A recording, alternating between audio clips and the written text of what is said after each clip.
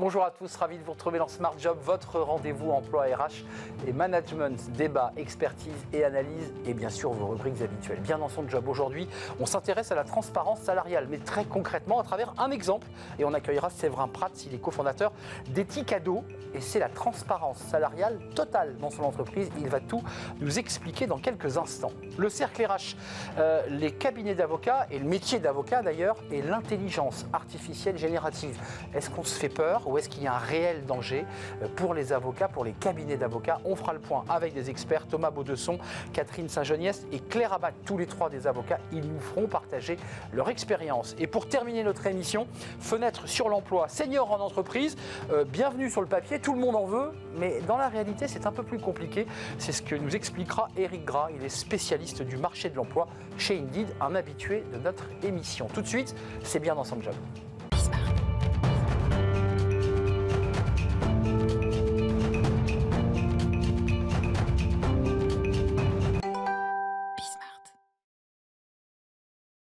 Transparence salariale. Quand on vous dit ça, parfois il y a des RH, des patrons qui disent « Oh là là, surtout pas, c'est compliqué à mettre en place ». Pas forcément, et on en parle avec vous, Séverin Prats, cofondateur d'Etikado. Je précise que dans votre parcours qui est assez original, vous avez été un joueur de rugby professionnel dans des très grandes équipes. Et puis en voulant offrir un cadeau un jour à un collègue sur un départ, le collègue en fait ne voulait pas des cadeaux chinois plastoc achetés chez Jouet Club ou je ne sais où. Il voulait des cadeaux recyclés et vous n'avez pas trouvé. Et vous avez créé Etikado. C'est comme ça qu'est née l'entreprise. Oui, tout à fait. C'était sur un besoin manquant d'un collègue pot de départ, comme vous l'avez raconté. Et en fait, ça a permis de se rendre compte que sur le marché de la carte cadeau, qui a un marché à 5 milliards d'euros par an en France, en fait, ces montants allaient quasi exclusivement vers les grandes enseignes et très peu, voire pas du tout, vers les structures de l'économie sociale et solidaire et même de la consommation responsable au sens large, les acteurs du Made in France, du commerce équitable, du local, du bio. Et donc, l'idée, ça a été justement de se fédérer au sein d'une coopérative pour créer la carte Etikado, qui est la première carte cadeau, physique ou digitale, valable pour soutenir l'ESS. Je ne veux pas qu'on oublie de parler de la transparence, parce que ça, c'est une volonté que vous portiez dès le départ, mais on la trouve où, votre carte cadeau? Alors, en ligne, sur etikado.co, principalement. On sait tout, avec un soutien de la BPI France, parce que c'est une initiative quand même qui est très intéressante, on recycle, et c'est des cadeaux responsables. Près de 20 salariés dans votre entreprise, avec une transparence salariale complète, 10 CDI, tous cadres au forfait, des alternants, des stagiaires. Qu'est-ce qui s'est passé? Pourquoi vous avez souhaité créer cette transparence? Alors, au début, on n'était pas du tout transparent, pour être très clair. Comme tout le monde. Oui, je pense que la façon... on a commencé au début, même moi, je ne me payais pas, il n'y avait pas de salariés chez Etikado. Au fur et à mesure, il y a eu des premiers salariés. Et la façon dont étaient décidés les salaires, c'était finalement une discussion bilatérale entre moi, dirigeant, et la personne. Et c'était en fonction des moyens qu'on avait au moment de la négociation et de la capacité à négocier de la personne. Et ce qui s'est passé, c'est qu'au bout d'un moment, on a commencé à grandir, il y a eu 6 salariés.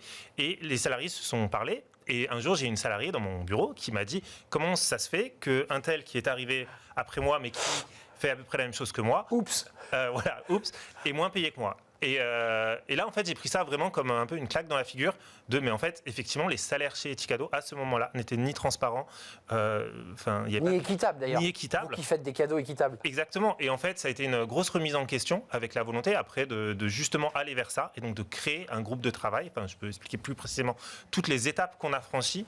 Donc au début, oui. Mais comment on fait? On réunit les salariés, on pose le sujet sur la table et on dit voilà, il y a trop de disparités, j'ai commis des erreurs dans les négos, certains ont été meilleurs que d'autres. On remet tout à zéro. Comment on fait concrètement? Alors concrètement, ce qu'on a souhaité faire, déjà, j'en ai parlé aussi à d'autres personnes en qui j'ai confiance dans l'équipe, on a ce sujet.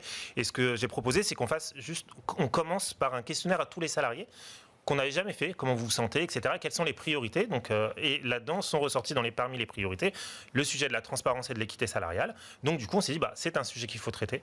Et donc là, sur la base du volontariat, on a fait un groupe de travail de 4 personnes, dont je faisais partie, forcément, parce que je dois quand même gérer l'équilibre du budget, on va dire. Et derrière, moi, je me suis rendu compte que j'étais complètement ignorant sur ces sujets. Donc je me suis formé. J'ai été rencontrer d'autres chefs d'entreprise qui avaient justement travaillé sur ces sujets. Je les ai invités à déjeuner. Je disais, tiens, j'aimerais parler de ça. Et petit à petit, on a pu, et on switch. Je présentais tout ça au groupe de travail et on validait les avancées qu'on proposait au collectif. Mais juste pour être concret, parce qu'il y a une salariée qui était mieux payée que l'autre, donc on va vers le haut. où on va vers le bas, parce que certains peuvent se dire, bon bah écoute, on va plutôt partir sur celle qui est le moins payée. Ouais. Comment vous faites pour rééquilibrer les salaires et comment ça s'est passé? Parce que c'est affiché dans l'entreprise ou c'est sur un intranet où les gens peuvent accéder? Alors en fait, la façon pour nous, un salaire transparent, c'est pas forcément savoir qui est payé combien. La question, c'est de savoir C'est pourquoi. important de le dire. Ouais, la question, c'est de savoir pourquoi est-ce qu'on est payé ce qu'on est payé. Qu'est-ce qui fait qu'on est payé tellement? Très différent. C'est ça. Et ensuite savoir comment est-ce qu'on va faire pour avoir une augmentation. Donc nous, on s'est dit, c'est quoi qui définit le salaire d'une personne? Déjà, il y a une partie de base. Chez nous, c'est 1,2 fois le SMIC. Donc tout le monde a un minimum ça. Et ensuite, on a deux critères principaux. Enfin, on a plusieurs critères. C'est l'autonomie et la contribution au collectif. On a décidé que l'autonomie d'une personne, c'était un élément structurel de sa rémunération. Donc on a défini des niveaux d'autonomie entre 1 et 12. Au début, le stagiaire qui vient d'arriver, qui ne connaît pas, il est au niveau 1. Et puis, finalement, dit, on va manager une équipe. C'est vous qui le nommez ou c'est lui qui dit mon niveau d'autonomie a progressé? Est-ce qu'il est il s'auto-note? Alors, il y a une auto-évaluation et ensuite, il y a un groupe, un comité de rémunération qui a été élu avec une élection sans candidat. Donc, c'est les salariés qui ont décidé. C'est Périclès et la Grèce, quoi. Chaque salarié prend part à la décision. Oui, c'est ça. Globalement, chaque salarié, on lui demande de s'auto-évaluer. Et l'idée, c'est, par exemple, donc il y a l'autonomie et la contribution au collectif. L'idée, c'est qu'il y a des gens qui ont peut-être moins d'autonomie. Mais je pense qu'on pense tous à des gens dans l'entreprise, quand ils sont là, on travaille mieux. Ancien joueur pro, alors on n'affiche pas les salaires dans les vestiaires, ça c'est clair. On ne sait pas combien gagne le collègue, ça c'est clair et net. Oui. En revanche, le salaire du dirigeant doit être public et décidé collectivement. Chez vous aussi. Oui. Donc ils savent exactement combien vous gagnez. Oui, et c'est décidé, en fait. Alors nous, on est une coopérative. Donc déjà, le dirigeant est élu par le conseil d'administration. C'est ça. Lui-même élu par les sociétaires. Et la rémunération des dirigeants est une décision du conseil d'administration. Et après, c'est public parce que ça sert aussi de plafond à la grille. Parce que pareil, on s'est dit, quelle est la rémunération du dirigeant? Est-ce qu'on peut avoir quelqu'un qui est mieux payé que le dirigeant? Donc on s'est posé toutes ces questions, c'est posées collectivement. Un commercial qui cartonne, par exemple. Ce qui n'est pas le cas. Non, alors aujourd'hui, on a dit que le salaire maximum était plafonné à 90% du salaire du dirigeant. Parce que le dirigeant, c'est souvent celui qui prend soin du collectif, c'est celui qui prend les risques. Demain, ça se prend. Ouais, ça et se qui passe prend pas les bien. risques. C'est ça, qui prend les risques pénals, notamment aussi le risque de. Enfin, il n'y a pas le droit au chômage quand on est dirigeant. Merci Séverin Prat d'être venu nous éclairer. La transparence, on l'a bien compris, c'est pas uniquement d'afficher les salaires, c'est aussi de décider collectivement parce que vous avez une structure, je le rappelle, de coopérative. Oui. Et ça, c'est l'outil idoine pour que les salariés puissent prendre toute leur place au sein de l'entreprise. C'était un vrai plaisir. Éthique Cadeau, c'est bientôt Noël. Allez sur le site Cadeau Responsable avec du recyclage, avec des cadeaux qui ne viennent pas forcément de Chine, même si par ailleurs, nous n'avons rien contre la Chine. Merci Séverin Prat d'être venu nous rendre visite. Vous allez repartir en trottinette. Je ne sais pas si elle est éthique, votre trottinette, mais en tout cas, vous allez repartir en trottinette. On tourne une page, c'est le cercle RH. C'est le sujet d'actualité du moment, l'intelligence artificielle générative qui impacte certains métiers. Les avocats en particulier, les métiers du droit, on en parle avec des experts. Ils sont avocats. Est-ce qu'on se joue à se faire peur autour de cette IA générative? Peut-être. On les accueille, c'est le cercle RH.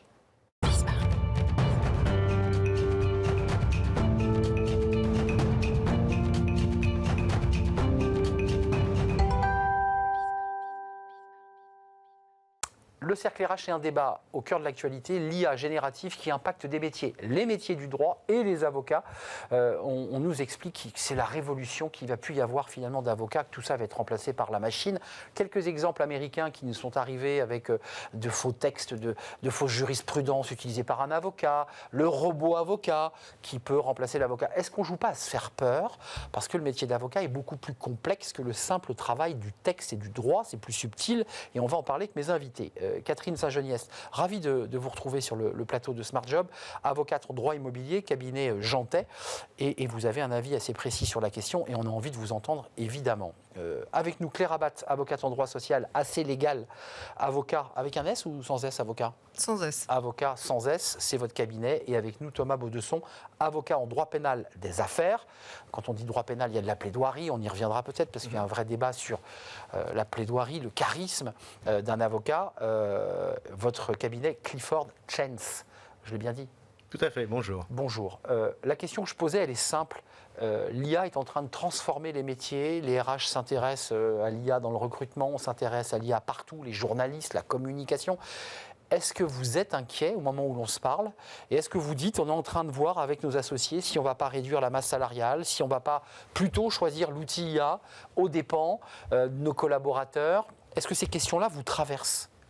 Alors oui, ce sont des questions qui sont posées, qui nous sont posées par les jeunes, beaucoup, puisque on dit toujours que l'intelligence artificielle générative, elle va faire des tâches simples, des tâches répétitives, et donc supprimer sans doute une partie des tâches que font les... C'est le cas aujourd'hui, au moment où on se parle, dans votre cabinet, est-ce qu'il y a des gens qui sont connectés à un chat GPT ou à un Gen IA, puisqu'il y a un Gen IA Dalloz, est-ce qu'ils sont connectés dessus? Oui, sur des tests, sur des groupes de travail, mais les choix ne sont pas encore faits. Ça, c'est les use cases? Oui. D'accord, vous testez des choses? Oui. Oui. Même chose chez vous, Thomas Baudesson? Oui, c'est tout à fait la même chose. Enfin, chez nous, l'IA, tout dépend de quelle IA on parle. Si on parle d'IA générative, c'est vrai que c'est quelque chose de plus récent. Oui, parce que sinon, c'est une base de données, l'IA. Exactement. L'IA, voilà. nous, on l'utilise depuis des années. On se fait peur avec des mots-là. On a des logiciels qui analysent les contrats pour voir quelles sont les clauses communes. Et ça fait gagner du temps à tout le monde. Et les collaborateurs n'ont pas disparu, ils sont toujours là. Alors, l'IA générative, c'est vrai que ça pose un certain nombre de questions. Sécurité, formation, utilisation, comment, etc. Ce sont des questions qu'on s'est posées il y a 2 ans. Et maintenant, on utilise des IA génératives. On commence à le faire, mais en réalité assez peu. J'ai vu, c'est le barreau, enfin en tout cas c'est le collectif d'avocats qui met à disposition par le biais de Dalloz le Gen IA pour 14 000 avocats, qui est déjà un peu l'IA destinée aux avocats. C'est la base de données en fait du Dalloz. Comment vous le regardez, vous qui êtes avocate, alors qu'il y a eu un parcours dans des cabinets, puis là vous pilotez votre pop cabinet. Est-ce que vous avez l'ordinateur ouvert en permanence avec ChatGPT ouvert qui vous permet de vous nourrir aussi de ces informations parce que c'est rapide, c'est efficace ou pas? Alors en fait, quand on est avocat indépendant et qu'on exerce seul, on est le couteau suisse de l'avocat. C'est-à-dire qu'on a la communication, le développement du cabinet, le traitement des dossiers. Donc on est sur tous les fronts. Et donc pour gagner du temps, on a besoin effectivement d'outils. Et ChatGPT peut être un outil comme Copilot ou d'autres outils d'intelligence artificielle pour effectivement être plus rapide dans son développement et pour... Il va sans dire, rassurez-nous, je pense que je vais me faire tirer les oreilles, que tout ça doit être vérifié. C'est-à-dire que vous posez la question à ChatGPT quand vous avez payé l'abonnement, même pas le... Puis après, vous vérifiez quand même que ce qu'il vous raconte est juste. Parce que ChatGPT, c'est un junior, c'est un stagiaire. C'est un stagiaire, on est d'accord. Je ne l'utilise pas pour le droit. Ah, d'accord. Je tiens à le préciser. Ok, bon. Je ne l'utilise pas pour le droit, je l'utilise pour ma communication. D'accord. Pour fabriquer vos éléments de langage. Par exemple, pour ma communication LinkedIn. Donc vous tuez nos métiers, quoi, en fait. D'accord. Pour brainstormer aussi, parce que parfois on part d'une page blanche et on a besoin aussi d'avoir des éléments de départ. Un cadre. Pour réfléchir. Juste, quand... C'était vrai dans le journalisme, quand Twitter est arrivé, chaque citoyen pouvait faire son tweet et devenir en fait un journaliste, un enquêteur, enfin chacun avait son petit quart d'heure de gloire. Est-ce que sur ChatGPT et le droit, le simple citoyen qui va challenger l'avocat en disant mais pas du tout, moi j'ai vu une jurisprudence que vous n'aviez pas forcément vue. Est-ce que ça c'est un enjeu pour vous aussi, le fait d'être challengé par vos clients? Ça a toujours existé. Ça. Mais encore plus là avec cet outil. Encore plus là, mais on sait très bien que comme c'est une intelligence qui se nourrit elle-même, on sait qu'il y a des hallucinations, on sait on a un résultat qui est vraisemblable et qui n'est pas forcément vrai. Donc on est bien obligé de vérifier quoi qu'il arrive. Comment ça se passe? Fondamentalement, le métier de l'avocat, c'est un métier dans lequel le client attend une recommandation, un avis. Donc il y a un élément de jugement et d'expérience. Et une qualité de service aussi dans le conseil. Que la machine ne remplacera pas. La machine, elle est excellente. Moi, j'ai fait ce matin l'expérience de mettre un jugement de tribunal de commerce de 27 pages. En 1 minute et demie, j'avais une synthèse de moins d'1 page et qui était bonne. Donc ça, si vous voulez, autrefois, on aurait demandé à un stagiaire, un collaborateur de faire un compte-rendu pour le client du jugement de 27 pages. Il aurait passé, au bas mot, 2-3 heures. Aujourd'hui, vous l'avez en 1 minute et demie. Dans Décideur RH, qui est une excellente revue, il y a un papier passionnant que j'ai lu qui parle du robot avocat. On monte d'un cran. Là, on n'est plus sur la base de données qui vous permet d'aller chercher de la matière, d'avoir compilé de la data. Là, c'est le fait qu'on puisse aller chercher même de l'imitation, de la fluidité dans la plaidoirie. Enfin, je m'adresse à ceux qui sont avocats. Vous y croyez ou pas? Ou est-ce que là aussi, ça n'arrivera pas chez nous, ça ne traversera pas l'Atlantique, ça? Je n'y crois pas trop, honnêtement. Et actuellement, les bases de données qui sont réalisées, en fait, sont basées sur la case law, donc l'aspect anglo-saxon, qui est totalement différent de ce que nous connaissons, nous, en France, puisqu'on a le droit et la jurisprudence. on n'est pas basé sur le précédent. Bah, Et d'ailleurs, donc, le système ne résonne pas de la même façon. mais le bug américain, enfin, vous avez vu à New York, qu'est-ce que vous en avez pensé? Parce que forcément, les avocats observent ce genre de choses. C'est-à-dire qu'en fait, le type a bidonné totalement le truc, a pris des données, c'était pas bon. Enfin, je sais pas Il comment. n'a pas vérifié. Et il a pas. On est d'accord. Et pourtant, c'était très crédible. C'est ce que. Bah oui, et ça passe je- crème, comme disent les jeunes. Oui, oui, et on est obligé de tout vérifier comme on vérifierait le travail d'un débutant, c'est évident. Et en plus, ça n'est souvent pas très inventif.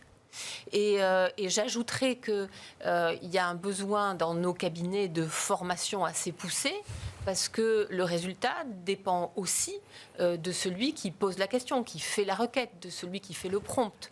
Mais vous êtes candidat au bâtonnat, on est d'accord? Il y a Oui. toujours un co, vous êtes toujours, on est deux Au hein, bâtonnat. dans le bâtonnat.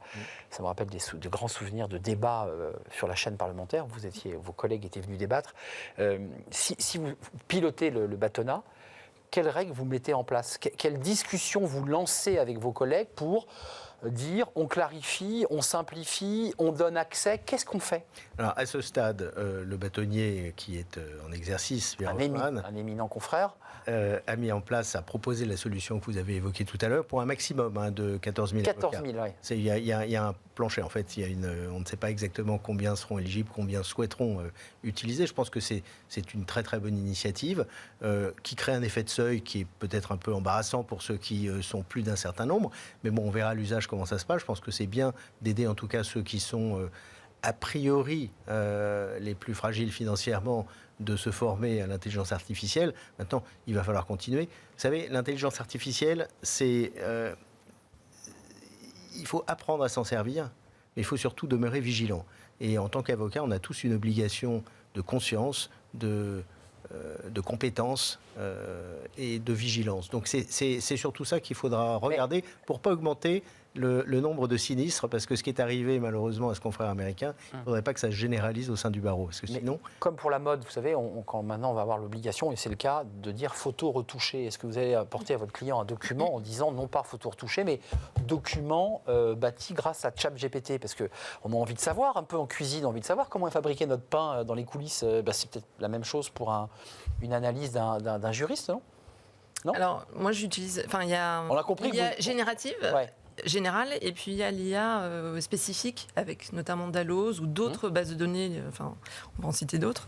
Je pense qu'il faut différencier les deux, et effectivement, l'IA générale, on peut l'utiliser pour certains points, des synthèses, par exemple, de jurisprudence, des traductions. C'est ou assez autres. rapide.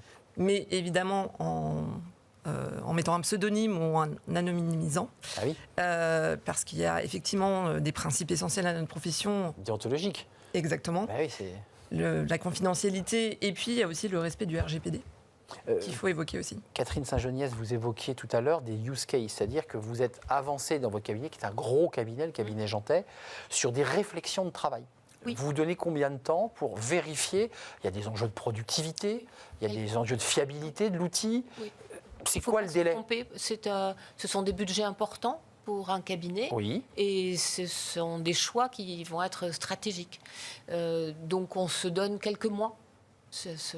Voilà, janvier, février, ça sera décidé. Janvier, février, ça veut dire que vous trancherez sur le fait d'investir ou pas. Et si vous investissez, il faut que le ROI, pour le dire un peu comme dans une entreprise, soit là.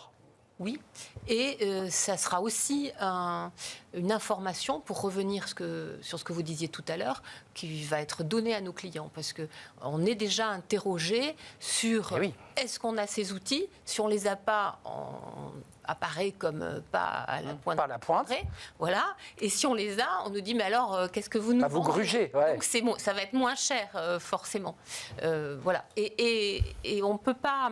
Ce n'est pas très intéressant de dire que le document a été fait avec l'aide d'une intelligence artificielle, parce qu'en réalité, comme on le dit depuis le début, tout ça est retravaillé, vérifié, remouliné par le cerveau des avocats. C'est le cerveau contre la machine, qui, nous dit-on, est quand même 50 000 fois plus rapide et puissante qu'un cerveau humain. Et je ne doute pas de la qualité de vos cerveaux. Ça dépend de quel point de vue on parle. Pour emmagasiner des données, oui. Pourquoi vous riez? C'est pas vrai? Non, et effectivement, c'est très rapide. Bah, Je suis d'accord avec vous. c'est une productivité absolument Ouais, dingue. ouais, c'est très rapide. Mais vous, c'est pareil, quand vous travaillez, vous nous avez dit je fais que ma com, je regarde jamais.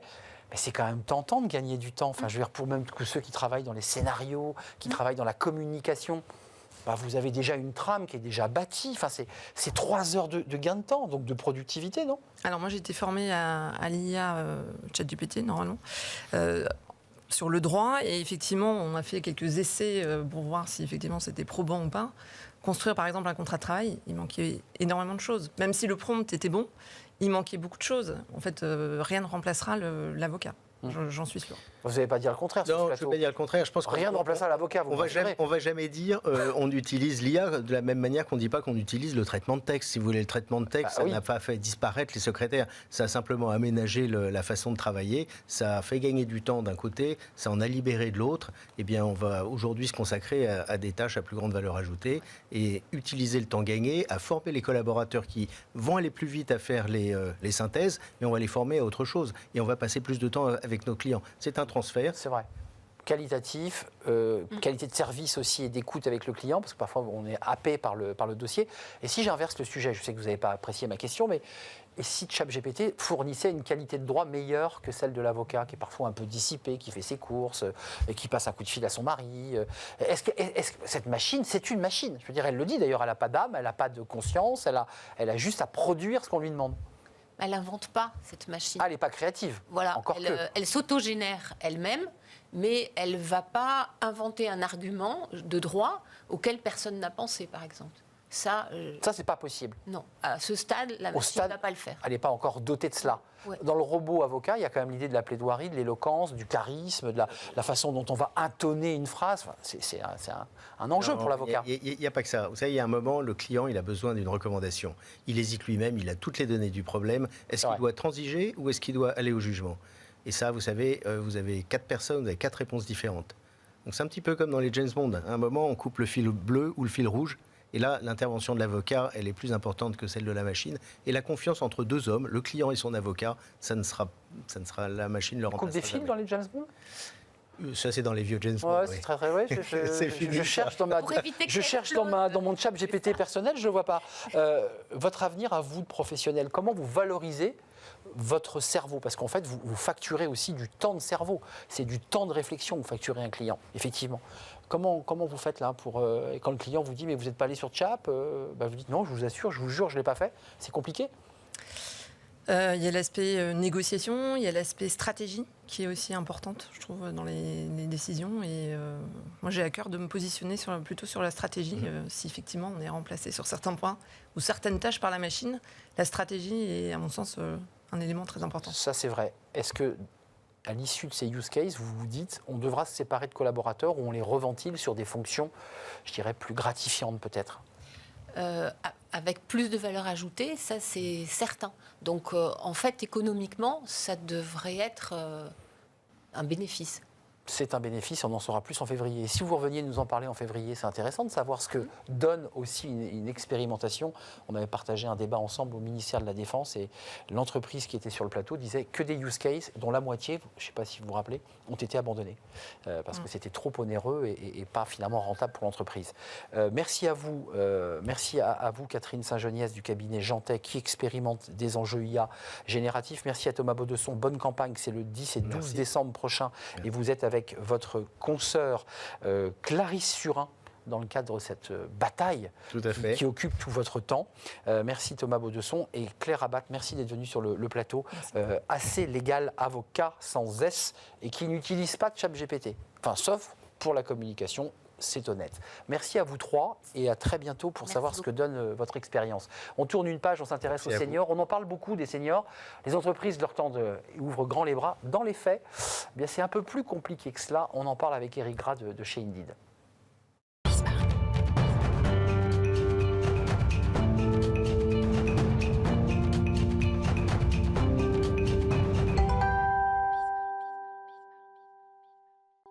Fenêtre sur l'emploi pour parler des seniors. Alors, on n'a jamais autant parlé des seniors, du taux d'emploi. Les entreprises ouvrent grand leurs bras. Et quand on regarde l'étude, Eric Gras, je suis ravi de vous accueillir. Vous êtes spécialiste du marché de l'emploi chez Indeed. Quand on regarde l'étude et votre communiqué, en fait, sur le papier, tout le monde en veut. Dans les faits, c'est pas si simple, en fait. Ça marche pas si bien que ça. Donc, dans les mots, on veut des seniors. Dans les faits, on ne les prend pas forcément. Comment vous l'expliquez, qui sont des chiffres tous les Français disent oui, il faut des seniors dans la boîte. Mais en fait, ça ne marche pas. C'est compliqué parce qu'il y a encore beaucoup d'a priori. Donc je rappelle que les deux publics les plus discriminés sur le marché de l'emploi en France sont les jeunes de moins de 25 ans et les seniors. Et pour des raisons totalement opposées et diverses. Et notamment sur les seniors, c'est l'image qu'un senior ça va tomber malade, que c'est trop cher, que c'est pas maniable. Vous parliez d'IA avant, que c'est réfractaire aux nouvelles technologies, alors qu'un senior de notre génération, Arnaud, a connu... on a plus de 45. Voilà, plus de 45. A connu l'arrivée d'Internet, l'arrivée des téléphones portables, enfin des révolutions technologiques, on en a connu un certain nombre. C'est vrai. Donc voilà, donc il y a beaucoup d'a priori sur lesquels il faut lutter. Deux chiffres, 80%, c'est la proportion de salariés, ça c'est votre étude, qui aimerait avoir plus de collègues seniors dans l'entreprise, ça c'est le monde merveilleux. Oui. Et 68% de la proportion de salariés français qui pensent que les recruteurs discriminent les candidats de plus de 45. On a des recruteurs qui nous regardent, des RH, ils sont très nombreux.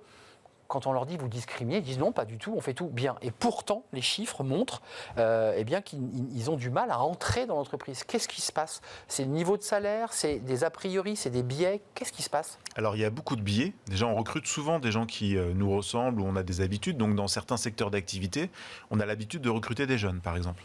Secteur du conseil.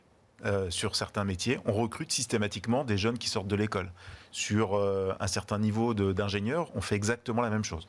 Donc ça ne veut pas dire qu'il faut recruter des seniors à la place des jeunes, ça veut dire qu'il faut se baser sur les compétences, parfois même arrêter de recruter sur le diplôme, parce que l'offre d'emploi, par définition, est parfois discriminatoire. Quand vous demandez, pour certains types de métiers, un niveau Bac plus 4, Bac plus 5, ceux qui ont 50 ans aujourd'hui, ne pouvaient pas avoir de bac plus 4 ou bac plus 5 à l'époque. Exact. Ils sont faits à l'intérieur de leur entreprise. Exactement. Bien sûr. Donc il y a des discriminations involontaires souvent. Ils ne rentrent pas dans les cases. Voilà. L'inclusion, le fait qu'on ne se projette pas dans une entreprise où il n'y a pas non plus de seniors, donc on se dit ça va être compliqué sur ce poste-là de recruter quelqu'un qui a 50 ans ou plus. Donc oui, il y a plein de biais, beaucoup de biais inconscients, même si la volonté est là. La NDRH propose un senior, une solution, elle n'a pas réellement encore abouti, on verra avec la nouvelle ministre du Travail. En revanche, il y a deux types de seniors. Il y a le senior qui veut bouger d'une entreprise à une autre, mais il y a surtout le senior qui a perdu son emploi et qui va avoir plus de mal que les autres à retrouver un job. C'est bien ça la question. Oui, alors ce qu'on dit dans l'étude, c'est que justement la seniorité dans l'emploi, avec une forme de discrimination, s'établit dès l'âge de 45-50 ans. Effrayant. Et c'est ce qu'on voit, c'est que beaucoup de seniors de cet âge-là ont envie de changer, ont encore envie d'apprendre, de changer de secteur d'activité, de métier, ou juste garder le même métier mais changer d'entreprise. Et ils savent très bien que la prise de risque, elle est énorme parce que dans les taux de retour sur leur réponse à candidature, ça s'effondre très fortement à partir de cet âge-là. Et puis il y a le maintien à l'emploi des seniors qui est une autre question, où en effet, les entreprises françaises ne sont pas spécialement mauvais élèves sur le sujet, parce qu'on a quand même un pourcentage de seniors qui sont maintenus dans l'emploi qui reste élevé. La difficulté majeure, c'est retrouver un emploi ou changer d'emploi après 45-50 ans. Un dernier mot, le taux d'emploi des seniors, on le compare toujours à l'Allemagne, il a progressé tout de même, il faut le préciser. Oui. On n'a pas reculé, on a progressé, mais on reste encore assez loin du taux d'emploi allemand. Oui, c'est la culture, c'est ce qu'on disait, la culture d'avoir des seniors dans les entreprises, et notamment dans certains secteurs d'activité. Il y a des secteurs d'activité où il y a énormément de seniors, ils sont largement représentés, et d'autres où il y a une très très forte sous-représentation. À condition de ne pas tomber dans le travers américain. De discrimination positive. Le quota, où le senior fait 3 jobs en même temps après 70 ans. Enfin, il y a aussi cette question qui peut être posée. On parle bien d'emploi CDI, accompagné jusqu'au départ à la retraite. Ouais. Merci Eric Grad de nous avoir éclairé sur cette étude qui est passionnante, étude Indeed sur les seniors, le rapport à l'emploi et parfois un peu la communication autour du sujet. Merci de nous avoir rendu visite, merci à vous, merci de votre fidélité, évidemment merci pour vos messages et tous les relais sur les réseaux sociaux. Je vous dis à très très bientôt pour une nouvelle aventure. Merci à l'équipe, Xavier à la réalisation, Héloïse au son et Nicolas Juchat que je ne veux pas oublier, nous sommes très en retard. Bye bye.